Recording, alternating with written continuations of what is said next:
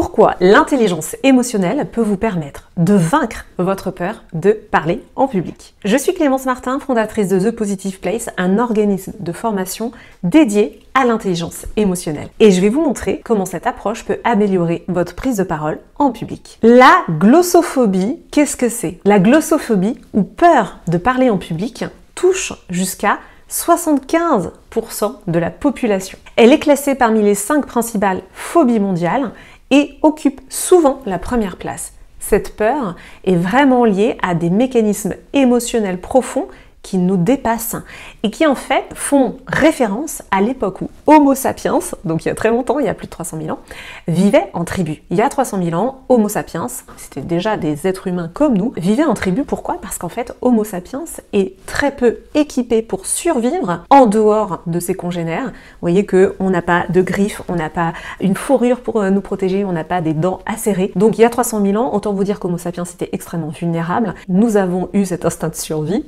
de nous rassembler en tribus, en petits groupes, pour survivre avec des organisations qui nous permettaient de mutualiser et donc voilà, de survivre. Ce qui s'est passé à ce moment-là, c'est que notre cerveau reptilien qui s'est développé à ce moment-là, qui date d'il y a 300 000 ans, a engrammé cette dimension que nous devons nous conformer au groupe. Nous devons nous conformer pour survivre. Car finalement, à cette époque-là, si on sortait du lot, si on se faisait peut-être un petit peu trop remarquer dans la tribu, c'était quoi le danger?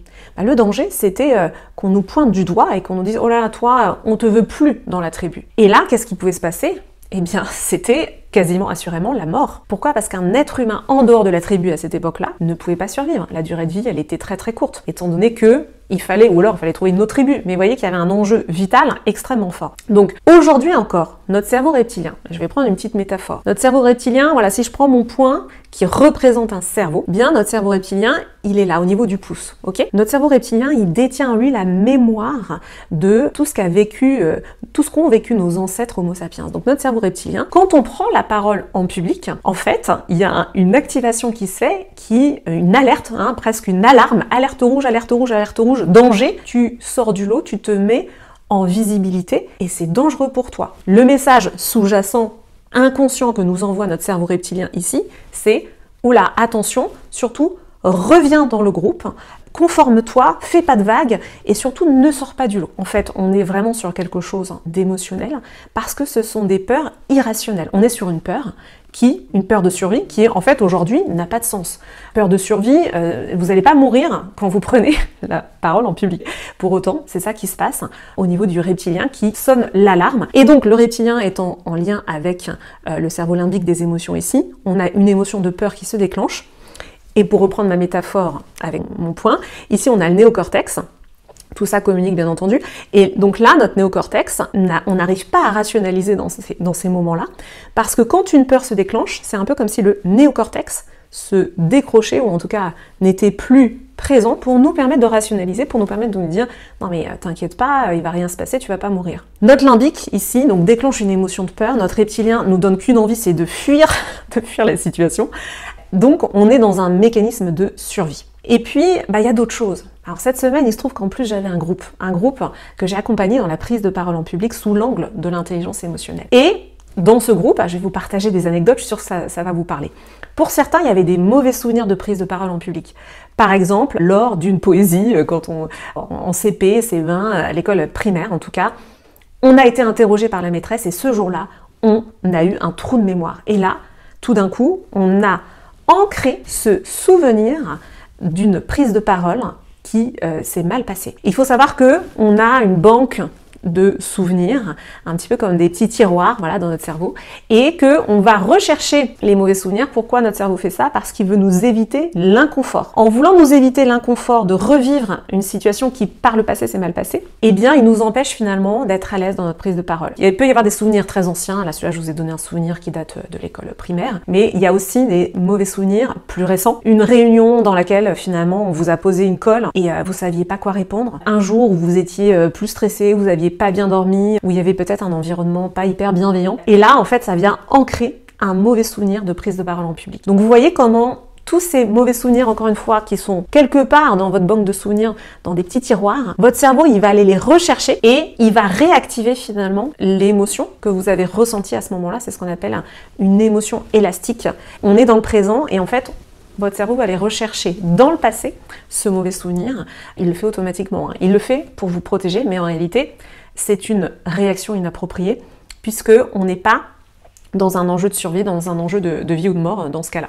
Donc tout l'enjeu de travailler son intelligence émotionnelle pour améliorer sa prise de parole en public. Qu'est-ce que c'est? C'est de très bien se connaître, de savoir quels sont vos déclencheurs émotionnels qui peuvent vous mettre dans l'inconfort lors d'une prise de parole en public. On a toutes et tous des déclencheurs qui sont différents. Dans le groupe que j'avais cette semaine, j'avais des participants pour qui parler finalement devant un grand public, c'est pas si inconfortable que ça parce que quand il y a beaucoup de monde, presque on ne voit plus trop les visages et donc on peut se détacher plus facilement du groupe. Et puis on a pour qui, au contraire, d'avoir un petit groupe de personnes, c'est stressant parce que quand on voit les visages, on voit les gens qui nous regardent, eh bien ça va amplifier potentiellement vos réactions émotionnelles. On est en fait tous différents, on a des déclencheurs qui sont pas les mêmes.